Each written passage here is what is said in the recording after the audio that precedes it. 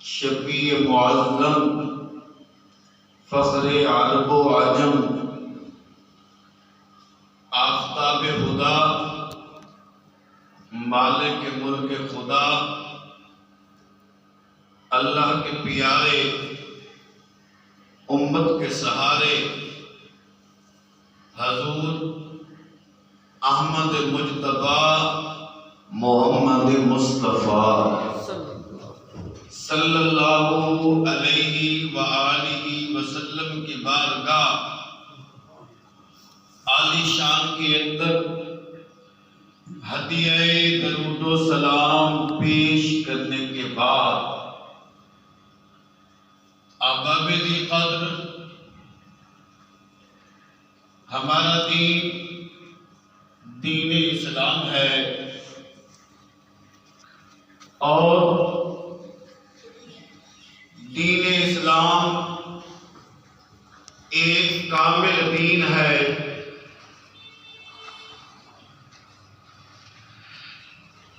ہمارا دین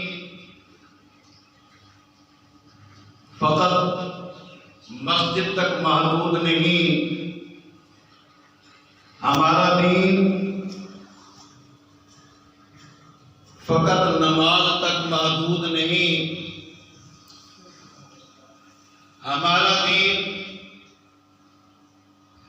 فقط زکوٰۃ تک محدود نہیں، ہمارا دین فقط روزے تک محدود نہیں، ہمارا دین فقط صدقات و خیرات تک محدود نہیں۔ ہم جس دین اسلام کو مانتے ہیں، ہماری شریعت کی تعلیمات سیاست کا درس بھی دیتی ہیں، ہمارا دین ہمیں معیشت کا درس بھی دیتا ہے، ہمارا دین ہمیں معاشرت کا درس بھی دیتا ہے، ہمارا دین نکاح اور طلاق کے بارے میں بھی بیان فرماتا ہے، ہمارا دین مکان اور دکان کے بارے میں بھی ہماری رہنمائی فرماتا ہے۔ ہمارا دین ایک کامل دین ہے، ہمارا دین فقط نماز تک محدود نہیں۔ تو آج ہم اپنے معاشرے کے حالات پر نظر دوڑائیں، اپنے گھر کو دیکھیں، اپنے دائیں بائیں اور محلہ کو دیکھیں، جس طرف بھی نظر اٹھائیں، جس طرف بھی دیکھیں، جس گھر کے اندر دیکھیں اختلافات نظر آتے ہیں، جس فیکٹری کے اندر دیکھیں اختلافات نظر آتے ہیں، جس ادارے کے اندر جائیں اختلافات نظر آتے ہیں، اور جس بہن بھائی کو دیکھیں اختلافات نظر آتے ہیں، اور کہیں اولاد والدین کے درمیان اختلافات نظر آتے ہیں، کہیں ماں بیٹی کے درمیان اختلافات نظر آتے ہیں، اور کہیں رشتہ داروں کے اندر آپس میں بھائی بھائی کے اندر اختلافات نظر آتے ہیں، اور کہیں ہمسایہ ہمسائے سے تنگ نظر آتا ہے، اور کہیں حاکم سے محکوم تنگ نظر آتے ہیں، کہیں بادشاہ اپنی رعایا سے تنگ نظر آتا ہے، اور کہیں رعایا اپنے بادشاہ سے تنگ نظر آتی ہے۔ آخر سوچ کی بات یہ ہے کہ یہ اختلافات، یہ نفرت اور یہ عداوت کیوں نظر آتی ہے؟ ہمارے محلے اختلافات کا مرکز، ہمارے شہر اختلافات کا مرکز، ہمارے گھر اختلافات کا مرکز۔ ساس بہو سے تنگ ہے اور بہو ساس سے تنگ ہے، بیٹا ماں باپ سے تنگ ہے اور ماں باپ اولاد سے تنگ ہے۔ آخر ان کا حل کیا ہے؟ میں نے پہلے تمہیدی گفتگو میں یہ بات کی تھی کہ ہمارا دین فقط مسجد تک محدود نہیں۔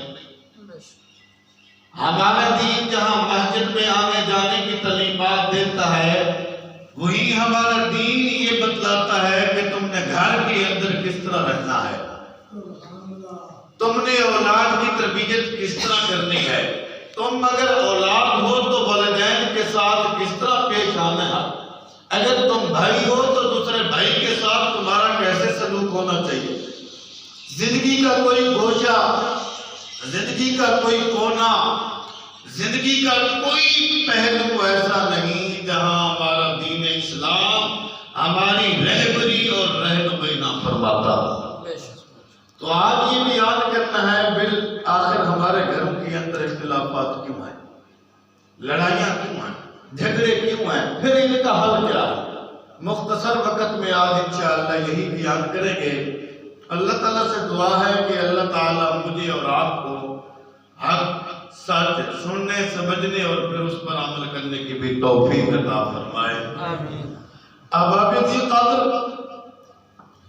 اگر آپ غور کریں انسانی جو جسم ہے، بات کو ذرا توجہ کے ساتھ سننا، میری کوشش ہوتی ہے کہ ہر جمعۃ المبارک میں رسمی تاریخی روایتی تقریریں بیان نہ کروں رٹی رٹائی، بلکہ ہر جمعۃ المبارک میں ایک انمول عنوان لے کر سامعین کے پاس جاؤں جس کی عوام کو ضرورت ہے تاکہ عوام کی اور میری اصلاح ہو سکے۔ سبحان اللہ۔ آپ جانتے ہیں گزشتہ جمعۃ المبارک میں اس دور کے اندر ہر بندے کو رزق کی تنگی کی پریشانی ہے، وہ بیان کیے تھے۔ آج کون سا گھر ایسا ہے جہاں اختلاف نہیں ہے؟ تو آج اس پر کچھ گفتگو کرتے ہیں، شریعت کے لحاظ سے آخر اس کا حل کیا ہے، اسلام ہمیں کس طرح اس کے بارے میں درس دیتا ہے، ہماری شریعت ہماری زندگی کے اس پہلو پر، زندگی کے اس گوشے پر کیسے ہماری رہبری اور رہنمائی فرماتی ہے۔ احباب قدر، یہ جو انسان کا جسم ہے یہ مختلف اعضاء کا مجموعہ ہے، اور پھر جتنے انسان کے اعضاء ہیں یہ ایک دوسرے کے ضد ہیں صفات کے لحاظ سے۔ جتنے انسان کے اعضاء ہیں، ہر انسان کا اعضاء صفت کے لحاظ سے دوسرے سے منفرد ہے اور دوسرے کی ضد ہے، دوسرے کا مخالف ہے۔ مثال کے طور پر آنکھ کا کام ہے دیکھنا، باقی سارا جسم دیکھ نہیں سکتا۔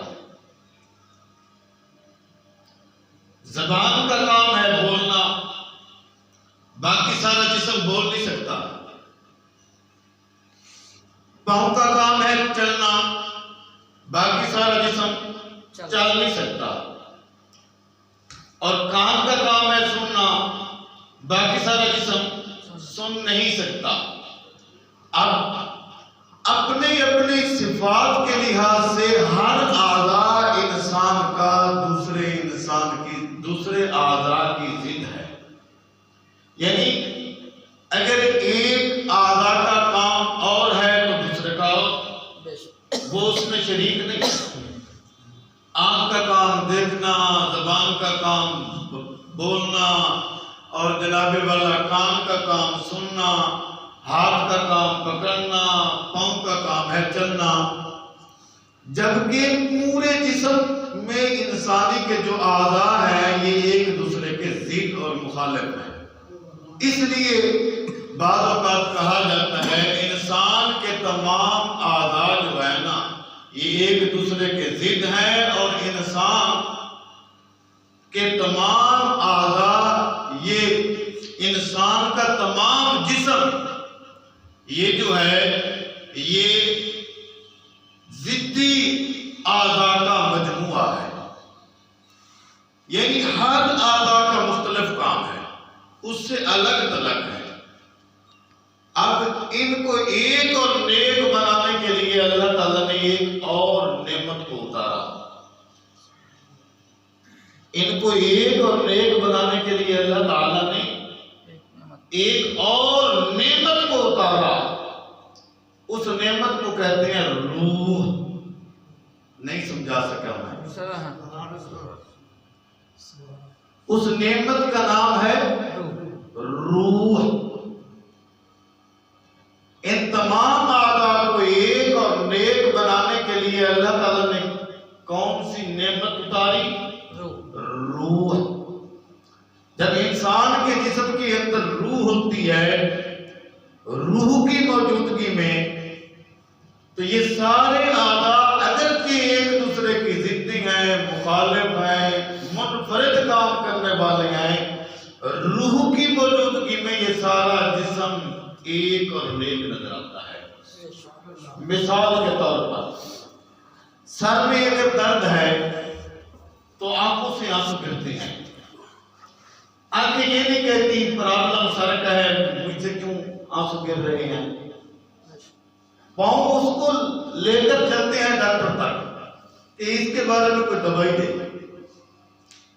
ہاتھ اس کے معاونت کرتے ہیں اس معاملات میں، دوائی کھانے میں، دوائی پینے میں، دوائی استعمال کرنے میں۔ حالانکہ ہر اعضاء منفرد ہے، اس کا کام جدا ہے، ایک دوسرے کی ضدیں ہیں، روح کی موجودگی میں سب ایک اور نیک بنے ہوئے ہیں۔ تو اللہ تعالیٰ نے ان کو ایک اور نیک بنانے کے لیے کس چیز کو پیدا کیا؟ روح کو۔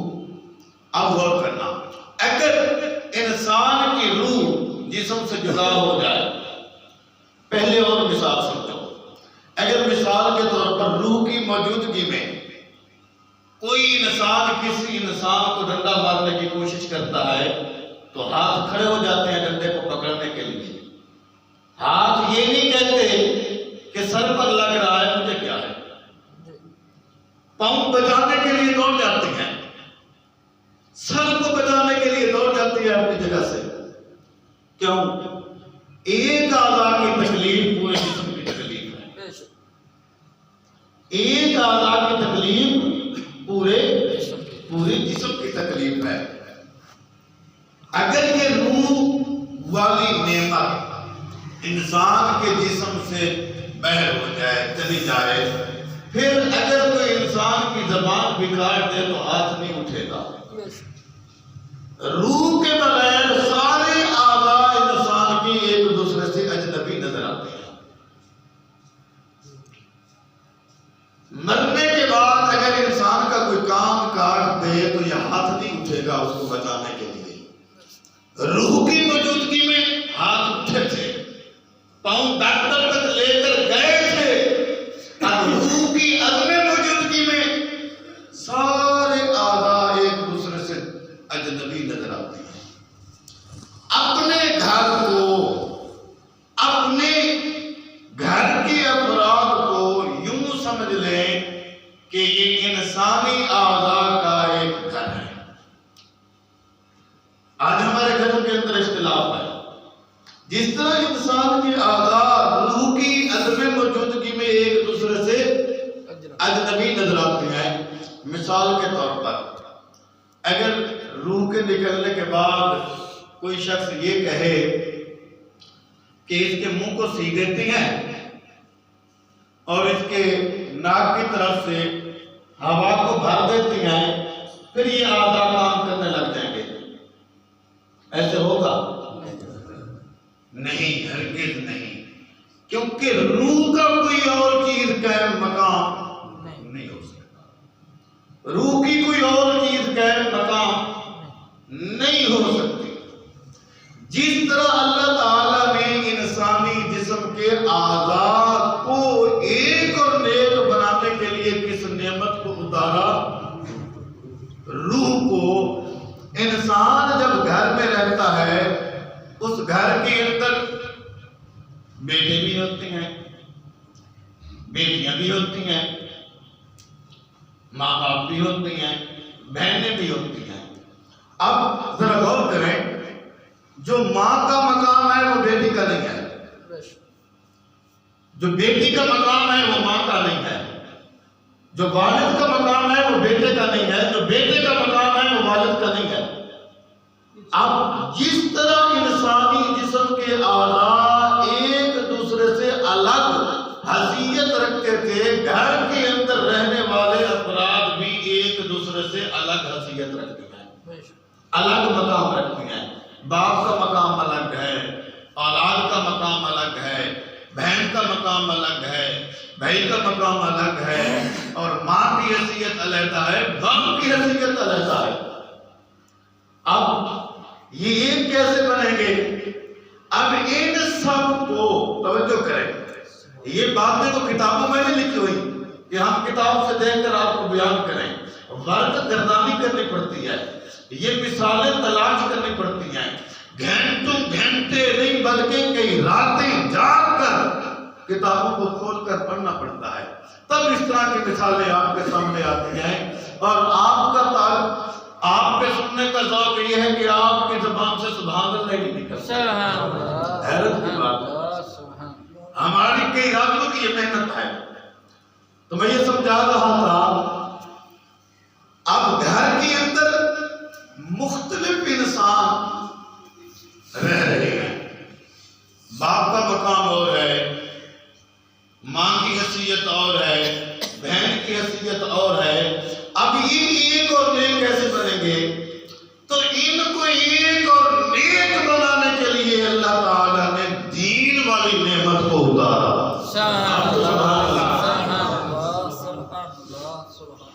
جس طرح انسانی جسم کے اعضاء کو ایک اور نیک بنانے کے لیے اللہ نے روح کو نازل فرمایا، روح کو پیدا فرمایا، ایک چار دیواری کے اندر رہنے والوں کو ایک اور نیک بنانے کے لیے اللہ تعالیٰ نے دین اسلام کو اتارا۔ اب تو بات سمجھ آئے گی۔ دین اسلام ایسی چیز ہے، اب غور کریں، جس طرح میں نے پہلے سمجھایا کہ روح کی کوئی اور چیز قائم مقام نہیں ہو سکتی، اب دین اسلام سے ہٹ کر کوئی گھر کے اندر کوئی اور قانون چلانا چاہے اور کہے امن نہیں ہوگا، کہے محبت نہیں ہوگا، کہے جناب والا اتفاق، اتحاد، پیار نہیں ہوگا، کہے کہ ہمارے گھر کے اندر ماحول ہو یورپ والا، یورپ کی گندی معاشرتی حالات والا، اور پھر کہے کہ ماں باپ کے اندر پیار محبت ہو، ہی خیال است و محال، ایسا نہیں ہو سکتا۔ تو جس طرح انسانی جسم کے اعضاء کو ایک اور نیک بنانے کے لیے اللہ تعالیٰ نے روح کو اتارا، اسی طرح گھر کے اندر اتفاق، اتحاد، لڑائی جھگڑے کو ختم کرنے کے لیے اللہ تعالیٰ نے دین اسلام کو نازل فرمایا۔ تو گھر کے اندر دین اسلام کی پابندی کر کے، دین اسلام پر چل کر، دین اسلام کا مطالعہ کر کے امن آ سکتا ہے، محبت آ سکتی ہے، پیار آ سکتا ہے، اتفاق آ سکتا ہے، اتحاد آ سکتا ہے۔ اب اگر کوئی کہے کہ میں اپنے منمانی کے قانون گھر میں لاگو کروں، اس میں محبت آئے، ایسا نہیں ہو سکتا، کیونکہ جس طرح روح کی کوئی اور قائم مقام چیز نہیں ہے، اسی طرح دین اسلام کے بھی کوئی قائم مقام اور کوئی چیز نہیں ہے، دین کے کوئی اور قائم مقام چیز اس کے متبادل نہیں ہے۔ اب آپ کی توجہ ہے؟ اب ذرا غور کریں، یہ جو رشتے ہیں، بہن کا رشتہ، بھائی کا رشتہ، بیٹی کا رشتہ، ماں کا رشتہ اور بیوی کا رشتہ، جتنے بھی یہ قریبی رشتے ہیں، جتنے بھی یہ مقدس اور تقدس والے رشتے ہیں، یہ اللہ تعالیٰ کی طرف سے ایک نعمت ہے۔ اللہ تعالیٰ کی طرف سے ایک نعمت ہے۔ جس کا کوئی رشتہ دار نہیں ہے، اس کے پاس اس کا کوئی غم ہلکا کرنے والا موجود نہیں ہوتا، مشکلات میں اس کا کوئی سہارا بننے والا موجود نہیں ہوتا۔ تو یہ رشتے اللہ تعالیٰ کی نعمت ہیں، ان کی قدردانی کی اللہ تعالیٰ ہم سب کو توفیق عطا فرمائے۔ پھر یہ جو بھائی کا رشتہ ہے، آج دیکھا جاتا ہے نوجوان اپنے دوست بنا لیتے ہیں، سکول میں جا کر دوست بنا لے، فیکٹری میں جا کر دوست بنا لے، دیگر ادارے کے اندر دوست بنا لے۔ ہماری شریعت ہماری رہبری اور رہنمائی یہ کرتی ہے کہ اگر 2-3 بھائی ہیں تو وہ اس طرح آپس میں اتفاق اور اتحاد کے ساتھ رہیں کہ وہ بھائی بھی ہوں اور دوست بھی ہوں۔ جس گھر میں 3 بھائی ہیں یا 4 بھائی ہیں، ان کو کیا ضرورت ہے کہیں اور بھائی دوست بنانے کی؟ ان کو کیا ضرورت ہے کہیں اور تعلقات بنانے کی؟ اگر مدد لینی ہے تو اپنے بھائی سے لے، ہیلپ لینی ہے تو اپنے بھائی سے لے، ضرورت ہو اس کی بھائی سے پوری کرے۔ تو بھائیوں کے رشتے اس جہان کے اندر بھی کام آتے ہیں اور آخرت کے جہان میں بھائیوں کے رشتے کام آتے ہیں۔ پہلی بات نوجوانوں کے لیے، آپ کہیں کوئی دلیل، قرآن عظیم الشان،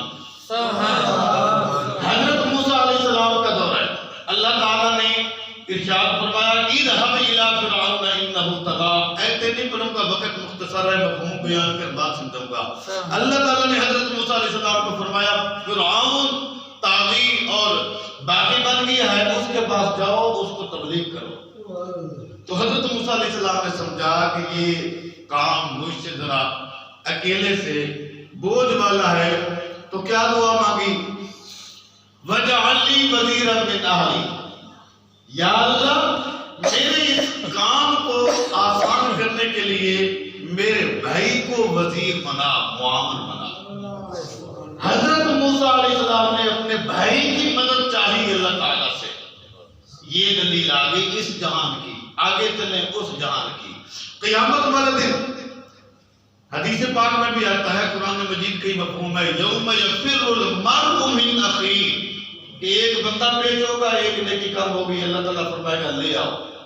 یوم یفر المرء من اخیہ وامہ وابیہ وصاحبتہ وبنیہ، جتنے رشتہ دار ہیں، باپ کا ذکر بعد میں، بھائی کا ذکر بعد میں اور بیٹوں کا ذکر بعد میں، اللہ تعالیٰ نے اس آیت کے اندر یوم یفر المرء من اخی، بھائی کا ذکر پہلے فرمایا جاؤ اپنے بھائی سے لے کے لے کر آؤ۔ تو اس جہان کے اندر بھی بھائیوں کا رشتہ کام آتا ہے، آخرت کے جہان کے اندر بھی بھائیوں کا رشتہ کام آتا ہے۔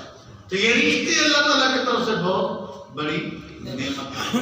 اور پھر جو ان رشتوں کو نبھاتا ہے، جو رشتہ داروں کے ساتھ اچھا سلوک کرتا ہے، اس کا مقام اور مرتبے کا پتہ ہے کیا ہے؟ اونچی آواز سے سبحان اللہ۔ حدیث شریف میں آتا ہے کہ جو بندہ دنیا کے اندر رشتہ داروں کے ساتھ، بھائی ہو گیا، بہن ہو گئی، بیٹے ہو گئے، اولاد ہو گئی اور دیگر رشتہ دار ہو گئے، برادری کے لوگ ہو گئے، ان کے ساتھ صلہ رحمی کرے گا، رشتوں کو نبھائے گا، اچھا سلوک کرے گا، اللہ تعالیٰ اس بندے کو 3 انعامات عطا فرمائے گا۔ اب غور کریں، پہلی چیز رشتہ داروں کے ساتھ اچھا سلوک کرنا، اس پر پہلی چیز یہ ہے کہ ایسے بندے کو اللہ تعالیٰ عمر درازی بالخیر عطا فرمائے گا، لمبی عمر عطا فرمائے گا، طویل عمر عطا فرمائے گا ایسے بندے کو نمبر 2 فرمایا اللہ تعالیٰ اس بندے کے رزق کے اندر برکت پیدا فرما دے گا. عمر بھی طویل مل گئی اور رزق کے اندر بھی بڑھائی. اور پھر فرمایا کہ اس بندے کو اللہ تعالیٰ ایمان کی موت نصیب فرمائے گا. اب یہ حدیث اپنی اولاد کو سنائے. گھر میں بیٹھے بیٹھے بہن بھائی آپس میں الجھ پڑتی ہیں. میں نے آپ سے موبائل مانگا تھا، آپ نے مجھے دیا نہیں تھا. میں نے فلاں چیز مانگی تھی، آپ نے مجھے دی نہیں تھی. تو اس طرح کی باتوں پر بعض اوقات ماں بہن کے اندر اور بہن بہن کے اندر، ماں بیٹی کے اندر، بھائی بھائی کے اندر محبت ہونے کے باوجود بعض اوقات تلخ کلامی ہو جاتی ہے. تو اس کو ختم کرنے کے لیے کہ جو ان کے ساتھ اچھا سلوک کرے گا 3 انعام. پہلی چیز کیا ہے؟ عمر طویل سے مراد یہ ہوتی ہے کہ اس کو اللہ صحت والی زندگی عطا فرمائے گا. صحت والی زندگی ہمیشہ عمر طویل ہوتی ہے، کمزور زندگی کا کیا پتہ. اللہ تعالیٰ اس کو صحت والی زندگی عطا فرمائے گا اور رزق کے اندر اللہ تعالیٰ برکت پیدا فرما دے گا. پھر وہ ہاتھ لینے والا نہیں ہوگا، دوسروں کو عطا کرنے والا ہاتھ ہوگا. اور پھر ایمان کی موت اللہ تعالیٰ اس کو نصیب فرمائے گا. ایک اور روایت میں آتا ہے کہ جو بندہ اپنے رشتہ داروں کے ساتھ اچھا سلوک کرے تو اللہ تعالیٰ قیامت والے دن ایک تو اس کے حساب کتاب کے اندر اللہ تعالیٰ جلدی فرمائے گا اور حساب کتاب کے اندر آسانی پیدا فرمائے گا. اور پھر وہ بندہ حساب کتاب سے جلدی فارغ ہو کر جنت میں داخل ہو جائے گا. آج اختلافات کیوں پیدا ہوتے ہیں؟ یہ اللہ کی ایک پہلو ہے کہ ہمارے مزاج کے اندر عدم برداشت ہے، یعنی برداشت ختم ہو گئی ہے. برداشت کا مادہ ہی ختم ہو گیا ہے. کوئی کسی کی بات کو برداشت نہیں کرتا. حضرت جنید بغدادی رحمت اللہ علیہ، سب کو رحمت اللہ علیہ، یہ بہت بڑے اللہ کے ولی گزرے ہیں. انہوں نے ایک شخص کو دیکھا کہ لوگ اس کو پھانسی دے رہے تھے، تختہ دار پر چڑھا رہے تھے. اس کے پاؤں کاٹے ہوئے تھے، ہاتھ کاٹے ہوئے تھے. انہوں نے پوچھا کہ اس مجرم کو کس جرم کی سزا دی جا رہی ہے؟ تو بتایا کہ یہ حضرت اس نے پہلے چوری کی، اس کا ایک ہاتھ کاٹ دیا، پھر اس نے چوری کی، ایک پاؤں کاٹ دیا، پھر اس نے چوری کی، دوسرا ہاتھ کاٹ دیا گیا، پھر اس نے چوری کی، دوسرا پاؤں کاٹ دیا گیا. اب بھی یہ بات نہ آیا، چوری پہ لگا ہوا ہے. اب اس کی سزا یہ ہے کہ تختہ دار پر اس کو لٹکا رہے ہیں. حضرت جنید بغدادی مکت کے ولی ہیں.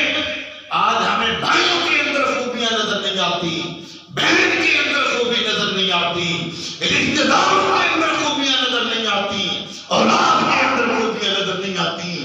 اور اللہ کے ولی نے اتنے بڑے مجرم کے اندر کیا خوبی تلاش کی؟ آپ دوڑتے ہیں، کٹے ہوئے ہاتھ کو چوم لیتے ہیں، کٹے ہوئے پاؤں کو حضرت جنید بغدادی رحمت اللہ علیہ بوسہ دینے لگتے ہیں. پوچھا کہ حضرت عجیب بات ہے، اتنا بڑا مجرم ہے، اتنا بڑا سیاہکار غدردار آدمی ہے، آپ اس کے ہاتھ پاؤں چوم رہے ہیں. حضرت جنید بغدادی رحمت اللہ علیہ فرمانے لگے، لوگو اس بندے کے اندر جتنی استقامت شیطان کی اطاعت کے اندر ہے، میرے اندر اتنی استقامت رب العالمین کی اطاعت میں نہیں ہے. اتنے بڑے مجرم کے اندر بھی خوبی تلاش کر لی، بیچ کے اندر استقامت تو ہے، بار بار چوری کر رہا ہے. فرمانے لگے یہ شیطان کی اطاعت میں اس کے اندر اتنی استقامت ہے، میرے اندر رحمان کی اطاعت کرنے میں اتنی استقامت نہیں ہے. آج ہم والدین کے احسانات کو بھول گئے. نوجوان بچے ہیں، ماں باپ کے احسان کو سمجھتے نہیں ہیں. ایک صحابی رسول حضور صلی اللہ علیہ وسلم کی بارگاہ میں حاضر ہوئے، عرض کرنے لگے، یا رسول اللہ صلی اللہ علیہ وسلم، مجھ سے بڑا گناہ ہو گیا ہے، اب میرے لیے دعا فرمائیں، اللہ میرے گناہ کو معاف فرما دے. تو آقا علیہ السلام نے ارشاد فرمایا، ماں کے پاس چلے جاؤ، ماں کی دعا کی برکت سے اللہ تعالیٰ تیرے بڑے گناہ کو معاف فرما دے. اختلاف ہے، گھر گھر کے اندر لڑائی ہے، تو اس کی بنیادی وجہ یہ ہے کہ ہم دین اسلام سے دور ہیں، قرآن سے دور ہیں، اسلام سے دور ہیں، شریعت سے دور ہیں۔ شریعت کی کوئی اور چیز متبادل نہیں ہو سکتی۔ اس لیے جو بندہ چاہتا ہے میرے گھر کے اندر امن ہو، میرے گھر کے اندر سکون ہو، میرے گھر کے اندر اتفاق ہو، تو وہ دین اسلام کی پابندی کرے، شریعت کی پابندی کرے، اور رشتہ داروں کے ساتھ اچھا سلوک کرنے کے حوالے سے آخری بات، ایک حدیث شریف کا مفہوم ہے کہ جو لوگ رشتہ داروں کے ساتھ اچھا سلوک کرتے ہیں اللہ تعالیٰ ان کو بہت زیادہ مال عطا فرماتا ہے، بہت زیادہ اولاد عطا فرماتا ہے۔ ہم معاشرے کے اندر دیکھ رہے ہیں رسمی زندگی گزارنے والے لوگ ایسے ہیں، نہ نماز کے پابند ہیں، نہ روزے کے پابند ہیں، اور نہ ہی کوئی دیگر نیک کام کے پابند ہیں۔ اللہ تعالیٰ نے ان کو مال بھی وافر مقدار میں عطا فرمایا ہے، اور اولاد بھی اللہ تعالیٰ ان کو خوب عطا فرمائی ہے۔ تو کیا وجہ ہوتی ہے؟ ان کے اندر یہ اعمال ہوتے ہیں، رشتہ داروں کے ساتھ وہ اچھا سلوک کرتے ہیں، رشتہ داروں کے ساتھ حسن سلوک سے پیش آتے ہیں، تو رشتہ داروں کے ساتھ سلوک کرنے کی وجہ سے اللہ تعالیٰ ان کو مال بھی خوب عطا فرماتا ہے، ان کو اولاد بھی خوب عطا فرماتا ہے۔ دعا ہے کہ اللہ تعالیٰ ان جملوں کو اپنی بارگاہ میں قبول کرے۔